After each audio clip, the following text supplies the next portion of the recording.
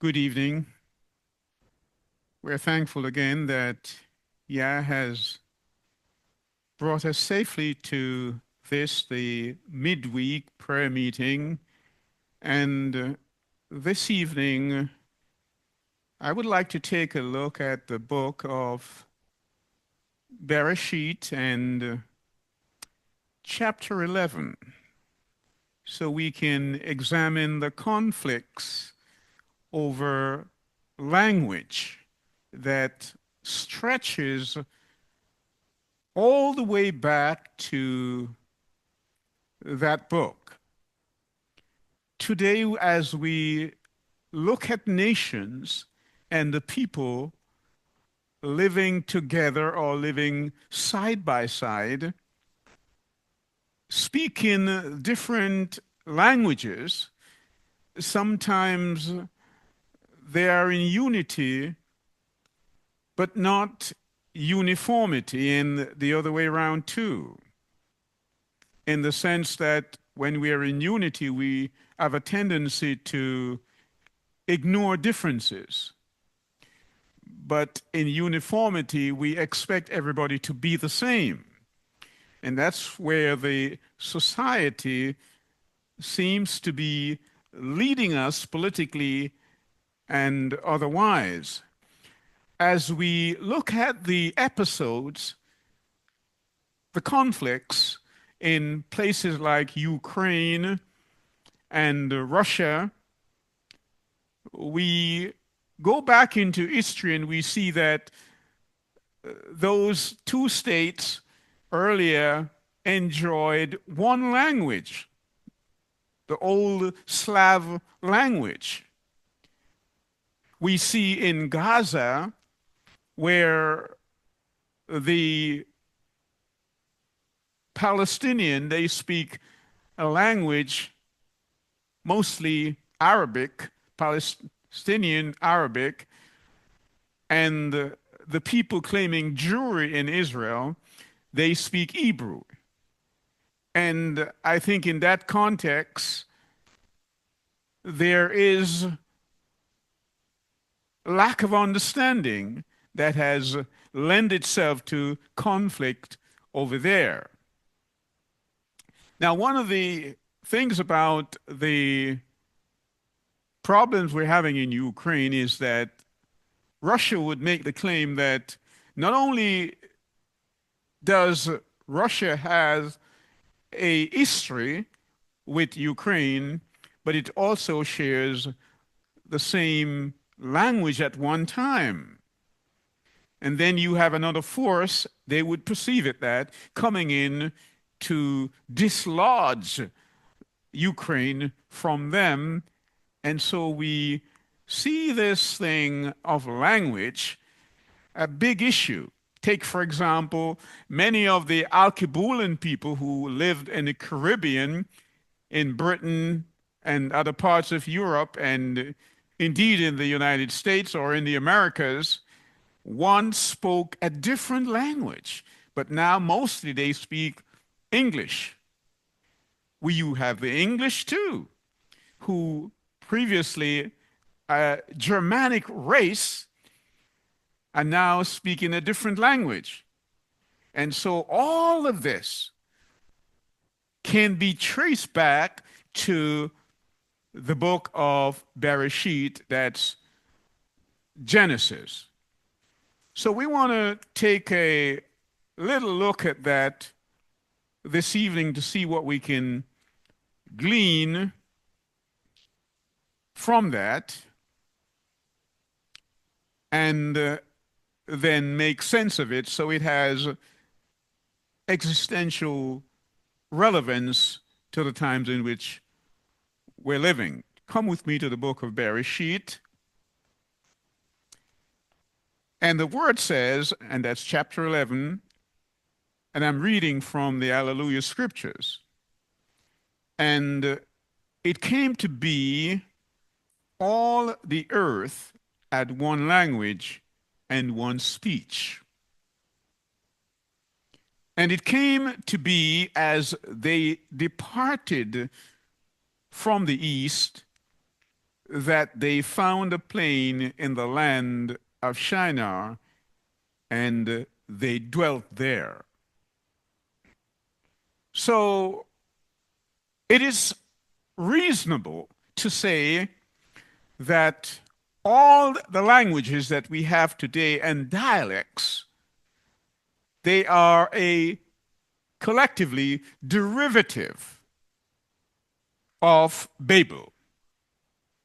Because the word says that at one time, up until the 11th portion of Genesis that records the building of the tower, all the people spoke one language. Let's look at it again for emphasis. And it came to be all the earth had one language and one speech. That tells me, contrary to certain beliefs, that Nimrod spoke this language. Abraham spoke this language. Noah spoke this language. Adam spoke this language. We must conclude that. In the portion of the word that they give us as the 606 book, it doesn't specifically name the language. It doesn't do that. But we're going to look at Yah's word because we believe that Yah's word cannot be contained in a book alone. It would take volumes. Whatever Yah has spoken, that is word. We studied a portion of that on the Shabbat, and we said the written word testifies of the living word. And Yohanan made it clear that in the beginning was the word, kind of an abstract concept, in that it had not yet manifested itself in a written form. And that word is really a manifestation of the thoughts of Yah, a reduction to word. And that word became flesh and then dwell among us, the word. And so that living word came to fulfill that which was written of him. And so the first thing that Yah really created was language, because everything else he spoke into being. And so the world had this one language. And as you notice in the narrative here, it says they departed from east. Whenever you read in the scriptures that people have gone east, it's often that they're moving out of the blessing or out of the direction of Yah, as in the case of Cain. And when Adam and Eve were driven out of the garden. And we saw also, let's read in chapter 25, and we'll come back to chapter 11 of the same book, Bereshit, and verse 6.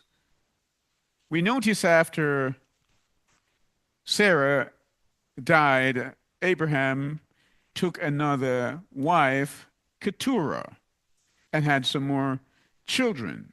And verse 6 says, well, let's read from verse 5. Now Abraham gave all that he had to Yitzhak, or Isaac, but to the sons of the concubines whom Abraham had, Abraham gave gifts while he was still living and sent them away from his son Ishmael eastward. There it is, to the land of the east. So whenever you read that, it is like you're saying, move them out of the blessing of Yah. And so the word here wants you to know that in Adam's expression of his love for his wife, he spoke this language. In the conflicts that the nations were having, particularly in the time of Abraham, they spoke this language. In all of the land, this particular language was spoken. And therefore, we must conclude that Ethiopia, which is mentioned in Genesis chapter 2, would have been a land that spoke this language. And so Sudan would have spoken this language. And so when we speak of Al-Kibulan and we give the impression that those modern day derivatives, dialects, and languages are the language of Africa, the word says not so. The world had one language. And so, because it is not named in the 66 books that they have put together, I want you to join me in Yobelim. That's the book of Jubilees, and the 12th portion of that book. And I will begin at verse 23. And I shall barak you. Here Yah is speaking to Abraham. And I shall barak you, I shall bless you, and I shall make your name great, and you shall be Barak in the earth, and in you shall all the generations of the earth be Baruch. And I shall barak them that barak you, and curse them that curse you. We pick up the same language and narrative in the book of Genesis, obviously. And we have come to understand that Moshe is the contributing writer of the book of Jubilee. Some scholars argue otherwise, but I believe this is the word of Yah in the sense that Moshe is a man who took dictation from Yahweh on Mount Sinai and had put this thing together. Verse 24, and I shall be on Elohim to you and your son and to your son's son and to all your seed. Do not fear from the time and to all generations of the earth, I am your Elohim. And Yahweh Elohim said, open his mouth and his ears, and he may hear and speak with his mouth, with the language which had been revealed, for it had ceased from the mouths of all the children of men from the day of the overthrow. He's making reference here to the building of the tower. Come with me to verse 26. And I opened his mouth and his ears and his lips, and I began to speak with him in Hebrew, in the language of the creation. So in the book of Jubilees, chapter 12 and verse 26, it identifies a language that the language of creation, that Yah spoke everything into being, and he was speaking to Abraham here. He said he spoke to him in the Hebrew language. And we pick that up also in the book of Acts, chapter 9. Shaul on his way to Damascus when he was struck down, he said, I heard him speak to me, that's Yeshua, in the Hebrew language. So the linguistic differences that we have today are not necessarily linguistic preferences. Some of them have been imposed on us. They took us away from Africa, and they did not bring the Al-Kibulan language with us, which is Hebrew. We need to understand that it doesn't matter how clipped you may be with your English, how Shakespearean you may be, you are simply speaking a Germanic language that is really a derivative of Babel. We have got to understand that. So, as you go across the world, people have different languages. You have the Hindu, you have the Urdu. And remember, the empire of Ethiopia and India at one time were together under Queen Esther. We must understand that. So I want to make that early point. Let's read on. Verse 3. And they said to each other, come, let us make bricks and bake them thoroughly. And they had brick for stone, and they had asphalt for mortar. And they said, come, let us build ourselves a city and a tower whose top is in the Shemahim, and make a name for ourselves, lest we be scattered over all the face of the earth. So we have these people, they having heard, Yah said, I will not bring water again and destroy the earth. So what they were doing here is clear rebellion, which we're told in the book of Samuel is witchcraft. When Yah says something and you do the opposite, you're conducting witchcraft in rebellion.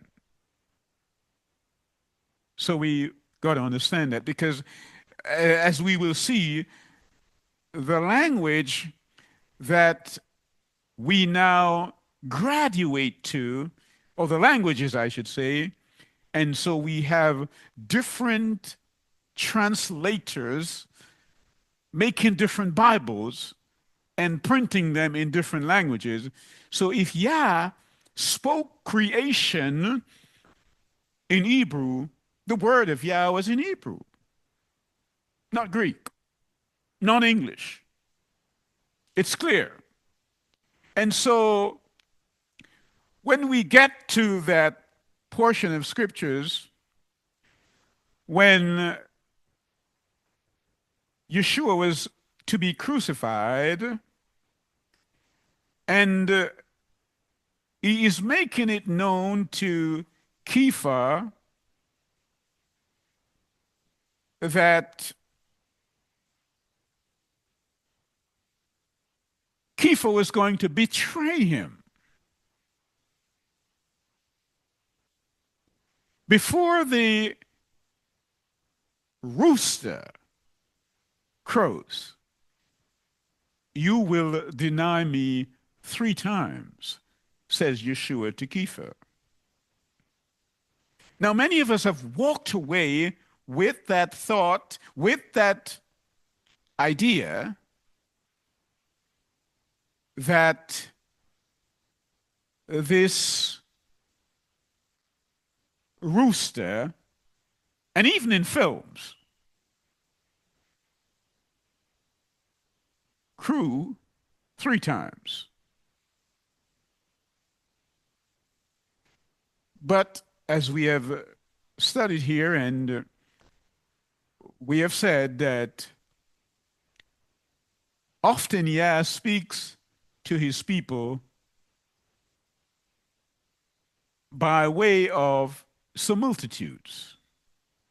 Come with me to the book of Hosea, chapter 12, and we will take the 10th verse of that chapter. I have also spoken by the prophets, and I have multiplied visions and used similitudes by the ministry of the prophets. Yeah, it says that. So when we read that the rooster crew before Yeshua is crucified, what we need to understand that it was the priest who was called the rooster. And he was the one who would herald the morning service. He would cry out 3 times in the morning before the morning service would begin. It was a nickname given to him called the rooster or the cock. But you get that because of Western minds and English translation.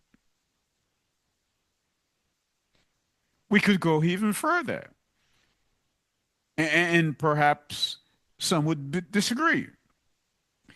But when we get to that portion of scriptures, let's go there. Exodus chapter 4.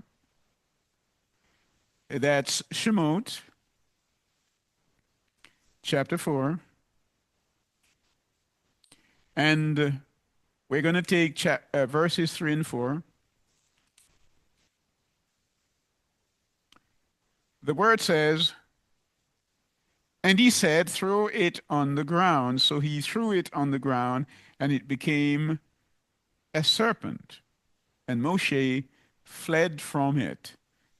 And Yahweh said to Moshe, reach out your hand and catch it by the tail. So he reached out his hand and seized it, and it became a rod in his hand. Became a rod. The word there in the Hebrew is tanim, T-A-N-I-Y-M. Tanim. In the English, we have a serpent. But the Hebrew word here is tanim. And Moses fled from it. The word here, tanim, is interpreted ordinarily in the Hebrew as a crocodile. A crocodile. And so we're seeing that, and of course this was by the Red Sea. Alligators live in fresh water, but crocodiles live in salt water. And so you can understand, but we're coming all the way from Genesis chapter 11. And you can see the confusion of the languages. And so the people came to Yeshua and they asked him, so tell us, what will be the signs when you're coming back? And tell us, when will you come back? And he said, well, no man knoweth the day nor the hour. No man knoweth. Not me, the angels, or the Father. Of course, he was speaking as a human being.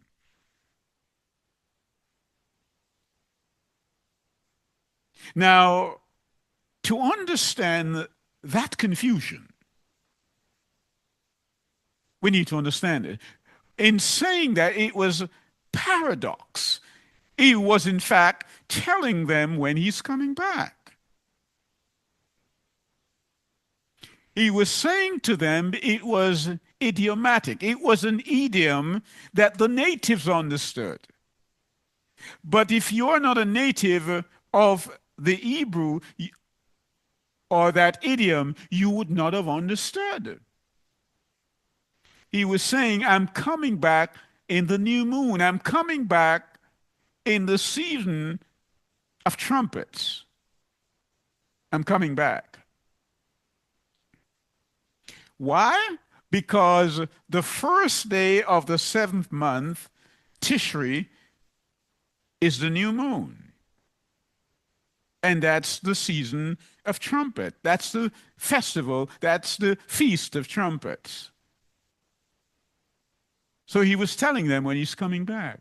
Now, there are many issues to this. The first being that most churches, most assemblies, they don't keep the Feast of Trumpets.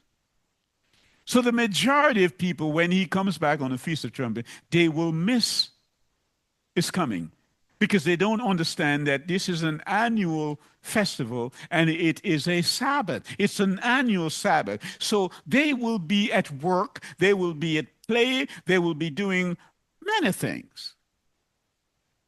And I'm tracing all of this back to Genesis chapter 11 of the confusion of language.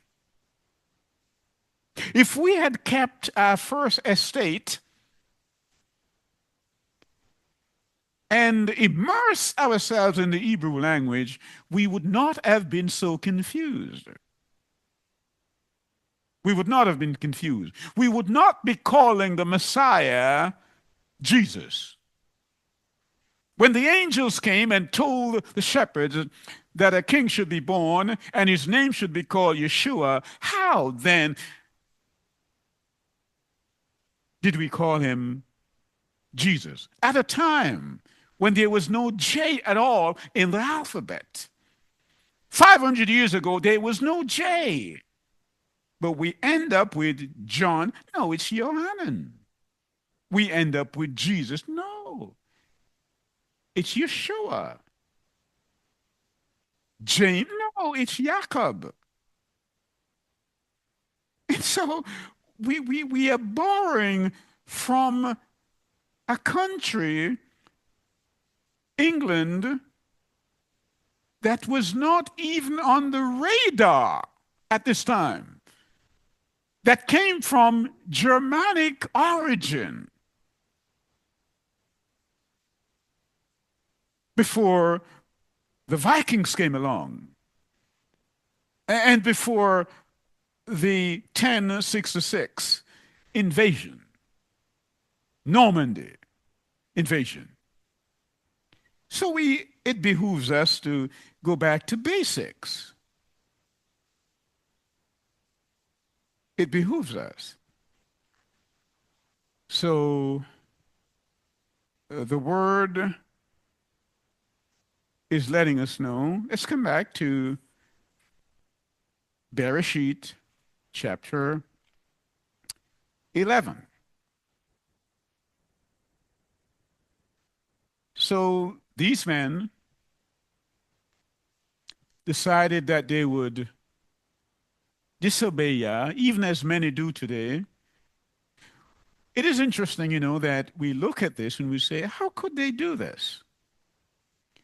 Well, how much different is it when Yah says, keep my feast days, and you said you won't keep them? You are practicing witchcraft by way of your rebellion.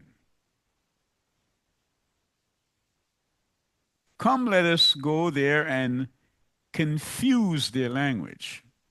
Verse 7 says, yeah. So that they do not understand one another's speech. You understand what I'm saying? And Yahweh scattered them from there over the face of all the earth, and they ceased building the city. So today, when we present the Hebrew scriptures, and sometimes I hear people say, well, we're English. We speak English. I beg to differ because your creator speaks Hebrew. Your Messiah speaks Hebrew. The world had one language. And you notice how they have subdivided it and they now put punctuations and chapters. And you think that's okay. That's English. In the beginning, God. That's not what he said. In the beginning, Elohim, the plural one. The plural one. And so Yah came down and confused their language. That is why its name was called Babel, Babel, because there Yah confused the language of all the earth, and from there Yahweh scattered them over the face of the earth. This is the genealogy of Shem. Shem was 100 years old and brought forth a Paxad 2 years after the flood. Now, Shem lived before the flood and after the flood. Interesting. Abraham was born several years after Shem, and Shem outlived Abraham.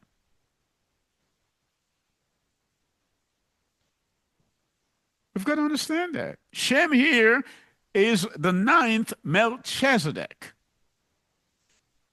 the Melchizedek that Abraham met in chapter 14 of Bereshit, who gave him bread and wine, and he gave him a tenth.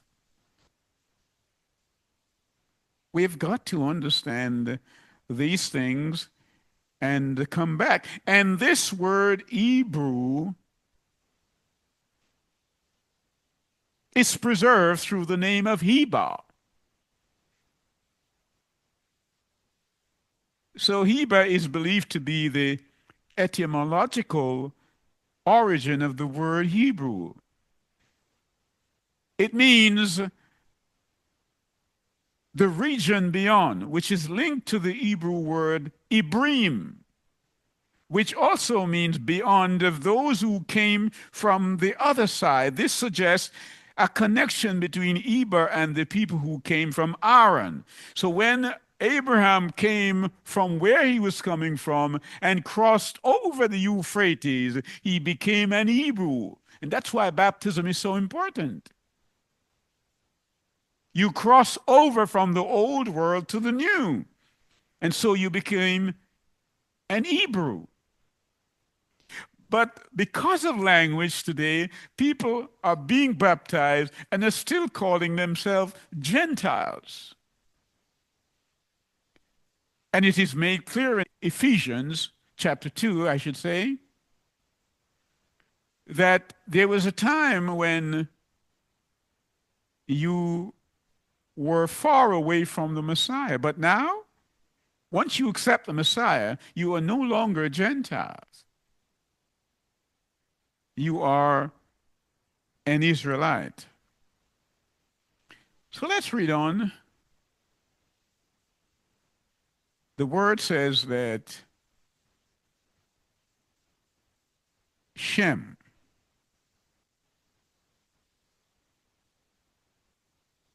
was 600 years old when he died. And he taught Abraham.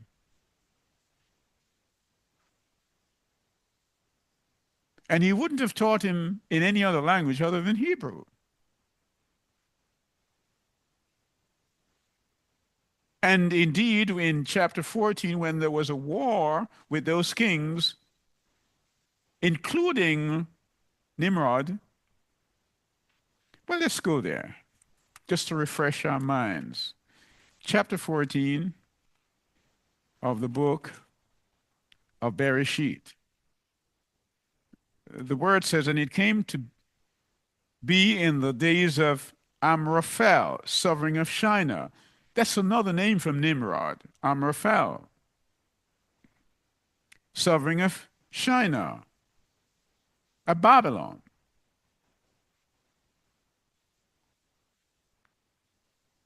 He spoke Hebrew. And Nimrod is the son of who? Cush, the son of Ham. So don't tell me that you didn't know that the Ethiopians spoke Hebrew. And even now, the Ge'ez language is a Semitic language. People say Semitic, but I say Shemitic because it's from Shem, Shemitic. Shemitic language.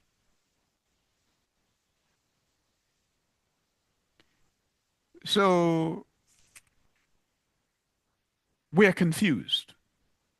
And it's clear why. It's clear why.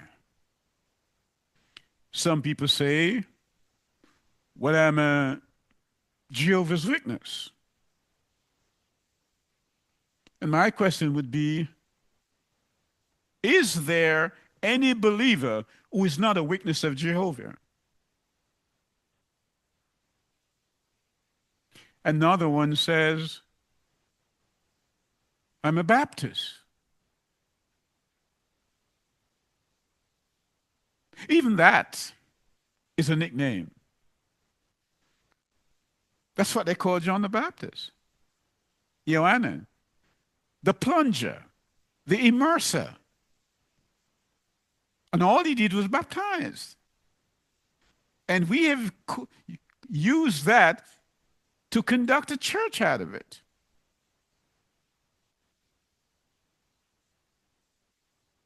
And so, what language has done for us, the word of Yah says, the world had one language, and of words, one. The understanding of each word was the same across the globe. The language meant the same thing. Not today. Not today.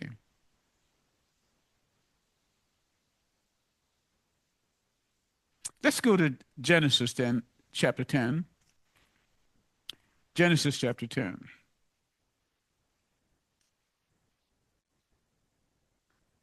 And this is the genealogy of the sons of Noah, Shem, Ham, and Japheth.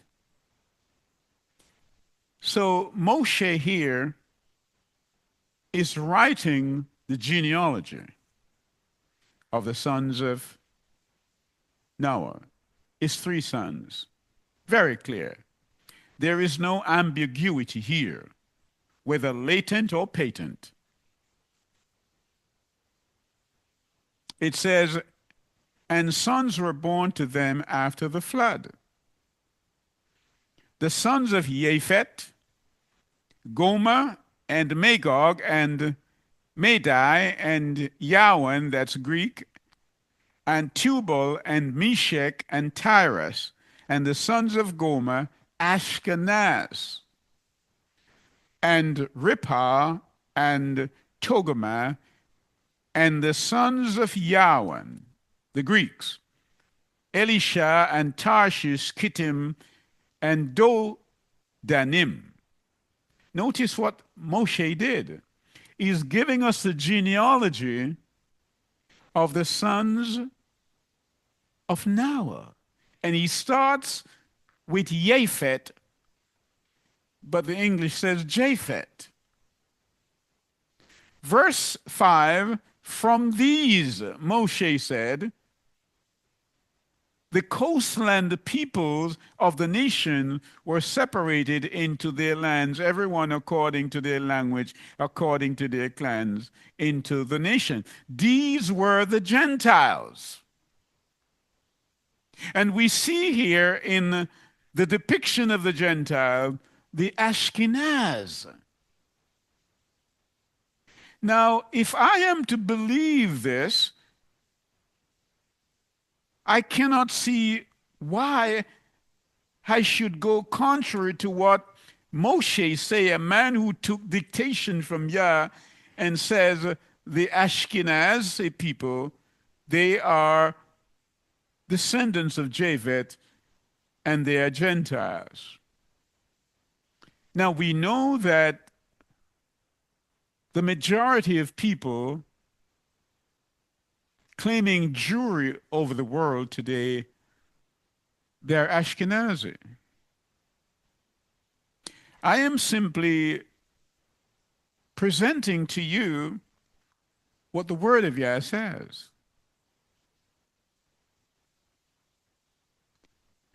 John the Baptist,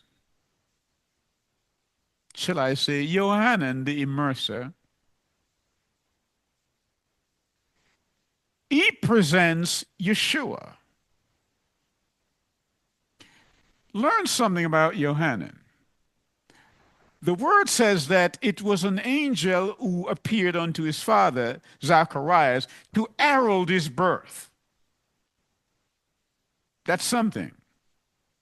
An angel. And told his father what his name should be. Yeshua comes along, who is 6 months younger than Yohanan, and said, this man, of all the men who were born of a woman, none is greater than Yohanan. I think the only person that Yohanan could be compared with is Adam, because Adam was not born of a woman. He was created. Why am I telling you this? Simply this. This man has greatness inscribed on him. I also want to show you humility. So they come to him and they say, Yohanan, tell me, there's going to be a meeting in Jerusalem and the authorities wants to know who you are. Tell us. Some say you're Elijah. Some say you might well be the one. Who are you? Who are you, Yohanan? Are you? He said, no, I'm not. No, I'm not the one. One is coming who is greater than me, whose shoes, whose sandals, the latchets, I'm not worthy. Back then, perhaps the worst task to do of the slave is to tie his master's shoelaces. And here is a man whom Yeshua says is greater than all the men who were born of a woman. Angel heralded his birth. And he says, I am not worthy. He could well have used some of those things said of him to make himself look good, but he says no. And so it makes me think that on a Sabbath morning or on a Sunday morning, whenever people go to worship, weekly, you sometimes hear someone standing on the pulpit with a resume reading out the accomplishment of the speaker, as if he has come to apply for a job, rather than speaking about the Messiah. Language. Yohanan says, not me. So tell us, what do we tell the people in Jerusalem who wants to know?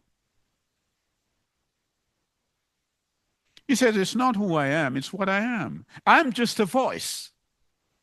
He's quoting now Isaiah chapter 40. A voice crying in the wilderness. Prepare ye the way.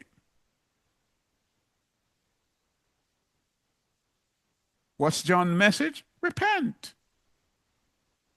Repent. And he got in trouble. Why? Because Yohanan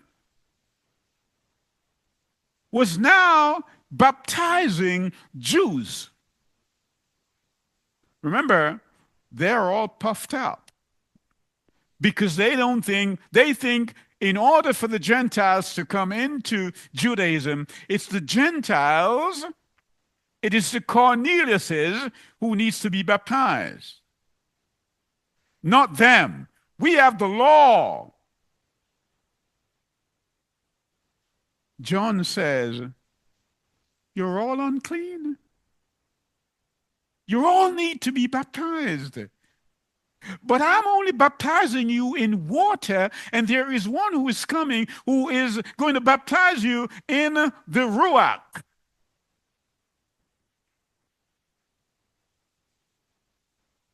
They didn't like that. They did not like that because they thought that their standing, having the temple in Jerusalem, and their knowledge of the law puts them above the fray. But Yohanan says, and again, I want to emphasize the point that Yohanan was 6 months older than Yeshua. But Yohanan said, no, I must give him preeminence because he pre-existed. He was before me, even though I was before him on earth. Language. So why are we confused? Why are we still learning the ways of the Babylonians? Why? Let's go back to chapter 11. It says, and they found a place in Shinar,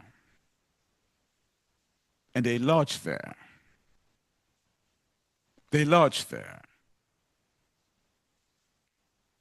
This is Genesis. So why in Revelation, in the book of Revelation, we're told to flee Babylon? We've scoured the whole book. We've journeyed through. We have gone through, perambulated through the book. And we're in Revelation and we are told to flee Babylon. Come with me to chapter 14. Chapter 14.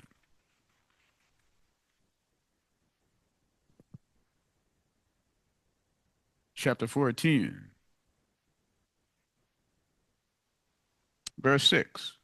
And I saw another messenger flying in the mid-Shemahim, in the mid-heaven, holding the everlasting good news to announce to those dwelling on the earth, even to every nation and tribe and tongue and people, saying with a loud voice, revere Elohim and give esteem to him, because the hour of his judgment has come, and worship him who made the Shemahim and the earth and sea and fountain of water. And another angel, the second angel, followed, saying, Babel is fallen, Babel is fallen, the great city, because she has made all nations drink of the wine of the wrath of her whoring. She has used linguistic tricks and has taught men things that are contrary to the word of Yah. And people are still drinking. And the third messenger followed them, saying with a loud voice, if any man worships the beast and his image and receive his mark upon the forehead or upon his hand, he also shall drink of the wine of the wrath of Yah, which is poured out undiluted into the cup of his wrath, and he shall be tortured with fire and sulfur before the Kodesh messenger and before the Lamb.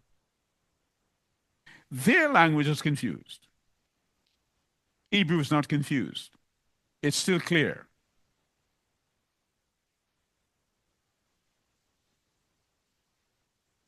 But we are still operating like Babylonians. Even when you tell people and you show them historically and otherwise that his name could not be Jesus, they say, well, this is Greek. The Messiah is Hebrew.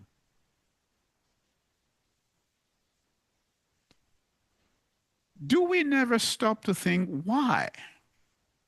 A nation did not exist at the time. England. All the names of the people are British names. James, John, Peter. Why? And if anyone ever sought to correct, you get upset. As if you are the custodian of Shakespearean language. You like that clip upper lip, don't you?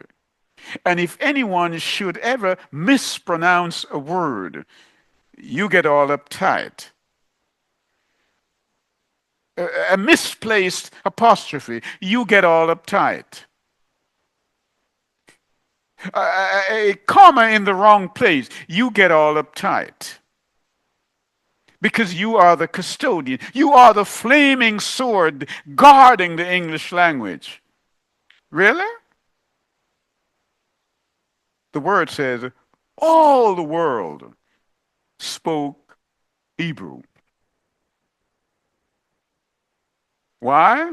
Your Messiah is Hebrew. And he spoke the world, including your birth, in Hebrew. Come, let us make man in our own image and in our own likeness. You came into being by the language Hebrew. Who dare you denounce it as if it's not the language of the Creator? Moshe said it is. And so the word is very clear that there is no ambiguity at all in what we're saying. And it is for us to leave Shinar, to leave the places that are teaching us the wrong thing.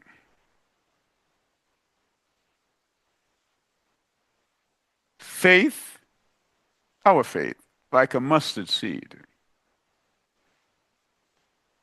Yeshua says, when you pray, or at least he implies this, and you're asking for your faith to be increased, it's not so much that you want an increased faith, because you were given a measure of faith and you have not used anything that you've gotten. So why are you asking for more? If you have faith like a mustard seed, you speak to that mountain and it will move. So if we can't do that, it gives you an idea of the measure of the faith we have. Oh, yes. So let us walk in the Spirit, as Paul instructs the Galatians in chapter 5. Rather than walk into the flesh or to the instructions of the denominations, he says faith works through love. That's what he says. You hear people say, all I need is faith. Shaul says, faith works through love. You can't have faith without love.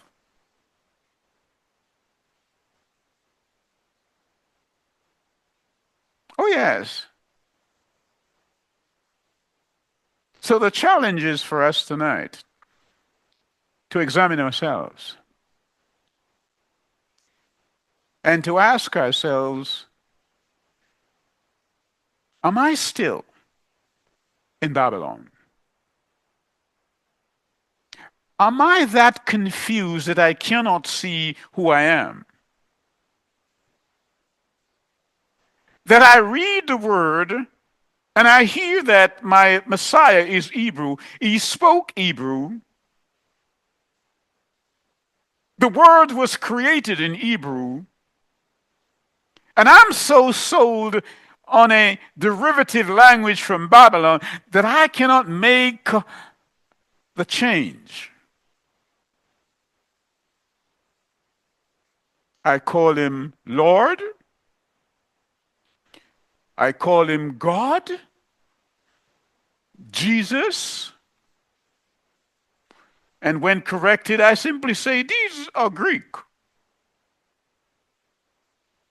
Did he not say salvation was to the Jews first? Even that statement, shall I not say Yehudi? Where did I get the J? From the alphabet 500 years ago, at a time that did not exist when he was here. So, do you think you can make the transition? Come out of error into truth. That's what the word is saying. It's not saying to leave that denomination and go into that one, because you may just jump out of the frying pan and into the fire. He says, leave error and go into truth. So, as we bring this to its close, it's worth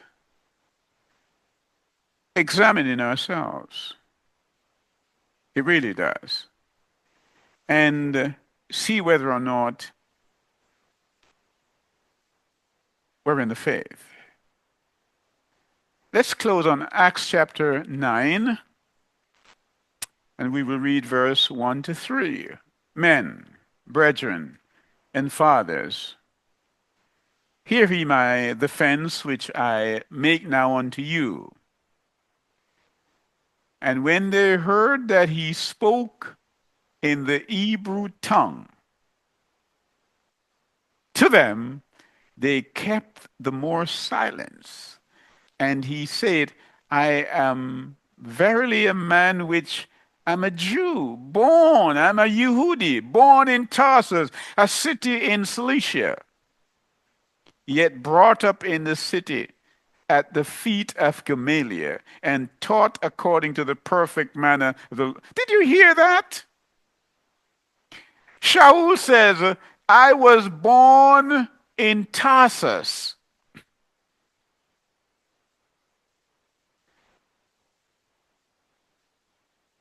That's a Greek. Notice Shaul here. Shaul spoke the Roman language because he was a Roman citizen too. He's Greek. He spoke Greek and he spoke Hebrew. But what he's holding his own on is here. He says, I was born in Tarsus, a city in Cilicia, yet brought up in the city at the feet of Gamaliel, one of the great teachers of Hebrew, and taught according to the perfect manner of the law. That's Hebrew. And he says, I was not born there in Israel, but I was a Jew among Jews, creme de la creme. So don't tell me that because you were born in the Caribbean under colonialism, or you were born somewhere else in the Americas, you have to believe what they say. Yes, there's a whole world He said, I'm going to give them a new lip, a new language in the end time. Not new, it's the same Hebrew language. Same Hebrew language he's going to give us. It's new to us because we never knew it. So Zechariah, the end time prophet, is telling us that we are going to go back to the Hebrew. That's what we're doing. So let's thank Yah for the way he has spoken to us and the urging that he has given to us for us to leave out of the Babylonian ideas and practices and go back to the original, the Hebrew, the language of creation. In Yeshua's name I pray, amen.